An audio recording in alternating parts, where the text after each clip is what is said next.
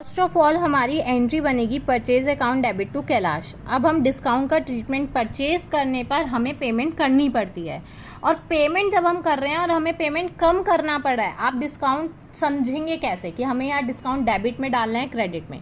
देखिए, जब आप परचेज करेंगे तो आपको पेमेंट करनी है, और पेमेंट आपको कम करनी पड़ रही है क्योंकि आपको डिस्काउंट मिल रहा है। डिस्काउंट मिल रहा है इसीलिए ना, तो डिस्काउंट इनकम का पार्ट हो गया, और सारी इनकम क्या होती है? Credit. All income are credit, तो आपको डिस्काउंट क्रेडिट में डालना है। और जब आप सेल करेंगे तो आपको डिस्काउंट अलाउ करना पड़ेगा कस्टमर को, तो वो आपका एक्सपेंस बन जाएगा। तो उस केस में आप क्या करेंगे? डेबिट में डालेंगे इसको। तो सबसे पहले देखिए, 20,000 रुपीज़ में से 10% माइनस हो जाएगा, यानी 18,000 रुपीज़ से एंट्री बनेगी, ठीक है, जिसमें 2% तो कैश डिस्काउंट आ गया। 18,000 का 2% क्या हो गया? कैश डिस्काउंट हो गया हमारा, ठीक है। अब आप थोड़े से इसको अपने आप समझने की कोशिश करिए कि 18,000 का 2% कितना हो गया? 360 रुपीज़ हो गया हमारा, है ना। डिस्काउंट रिसीव 360 हो गया। अब लेकिन एक बात देखिए, ये कैश डिस्काउंट तब मिलता है जब हम अगर यहाँ तक की एंट्री देखें तो 360 रुपीज़ हमारा डिस्काउंट हो गया, क्योंकि हमने अभी तक यही समझा है। लेकिन ये देखिए कि उसने बोला है पेड 60% अमाउंट इमीडिएटली, और कैश डिस्काउंट कब मिलता है? जब हम इमीडिएटली पेमेंट करते हैं, तभी तो कैश डिस्काउंट हमें अलाउड है। अगर हम पेमेंट नहीं कर रहे हैं टाइम से पहले, डेटर्स नहीं दे रहा है, तो उसको ये कैश डिस्काउंट अलाउड नहीं होता है। तो ये जो कैश डिस्काउंट अलाउड होगा वो 60% वाले पार्ट पे अलाउड होगा, ठीक है। किस पे अलाउड होगा? ये ओनली 60% वाले पार्ट पे अलाउड होगा। तो 18,000 का 60% निकालेंगे सबसे पहले हम। 18,000 का 60% निकालेंगे हम, वो आएगा मैं आपको कैलकुलेशन दिखाई देती हूँ वंस में। यहाँ पर देखिए वर्किंग नोट बना रखा है ना। टोटल अमाउंट 20,000 की है सेल की, ट्रेड डिस्काउंट उसमें 2,000 का है। कैश परचेज कितनी है? 60% बोला ना उसने, 60% उसने अमाउंट इमीडिएटली पे किया, नहीं। कैश परचेज कितनी है? 60% 10,800, बाकी कितनी हो गई? 40% क्या हो गई? Credit purchase. टोटल परचेज निकल के आई 18,000 की, जिसमें से जो हमारी 60% है वो तो कैश परचेज है, और बाकी बैलेंस क्या हो गई?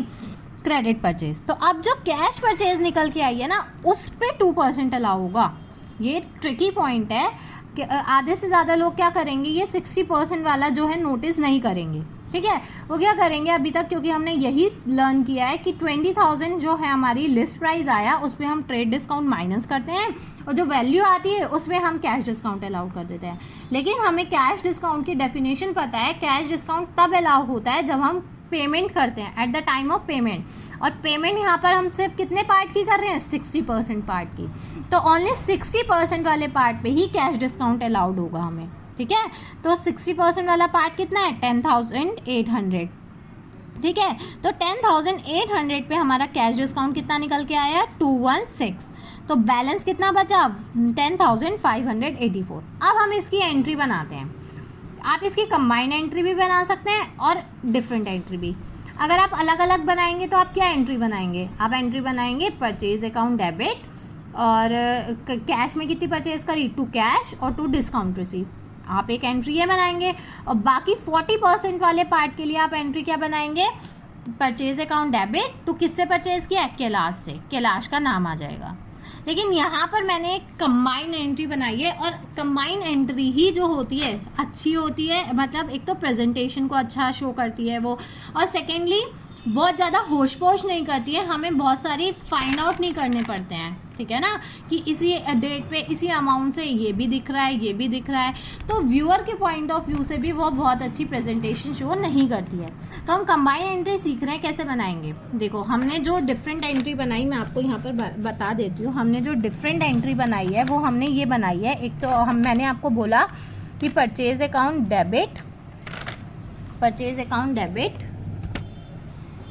Purchase account debit. आप डिफरेंट एंट्री ये बना सकते हैं, टू कैश और टू क्या कहते हैं, डिस्काउंट रिसीव। और एक आप एंट्री बना सकते हैं परचेज अकाउंट डेबिट टू क्या कहते हैं, कैलाश। ये एंट्री बोली ना मैंने आपको। तो आप देखो यहाँ पर परचेज में आप कितना डालेंगे? यहाँ पे परचेज में कैश परचेज कितनी है आपकी? कैश परचेज आपकी यहाँ पर निकल के आई थी 10,800 की। तो 10,800 और डिस्काउंट इसमें से कितना था तुम्हारा 216 का, और बैलेंस ये आ गया आपका 10,584 रुपीज़। ठीक है, ये हो गया। और बाकी आप यहाँ पर परचेज़ में कितना डालेंगे, आपकी क्रेडिट परचेज़ कितनी है 7,200 रुपीज़ की। ये आप डिफरेंट एंट्री इस तरीके से बना सकते हैं। लेकिन बात यह है कि आपको कंबाइन एंट्री सीखनी है। तो यहाँ दोनों अकाउंट ही डेबिट हो रहे हैं, जो सेम नेचर के अकाउंट है उन्हें प्लस करें। डिफरेंट रिवर्स करने का जब हम बताते हैं कि अकाउंट कैंसिल होगा, तो हम हमेशा कहते हैं कि एक डेबिट है तो दूसरा क्रेडिट होगा, तभी अकाउंट कैंसिल होगा। यहाँ तो दोनों डेबिट है, तो इन दोनों को पहले तो प्लस वालों को प्लस कर दो। ठीक है, तो 10,800 और 7,200 आप यहाँ पर टोटल कितना डालेंगे परचेज अकाउंट में, 18,000 की टोटल परचेज हुई है।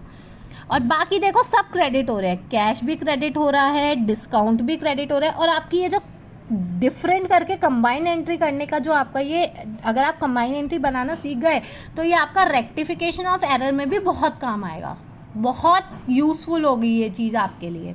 तो आप सीखिए यहाँ पर इस चीज़ को करना। तो ये तीनों अकाउंट हमारे क्रेडिट है, कैश भी क्रेडिट है, डिस्काउंट भी क्रेडिट है और कैलाश भी। ये तीनों अकाउंट हम यहाँ लिख देंगे, cash account debit, discount receive account debit और कैलाश। कैलाश जो है हम हमेशा याद रखना, कभी भी नाम के आगे अकाउंट नहीं लगेगा। तो thank you so much, bye bye.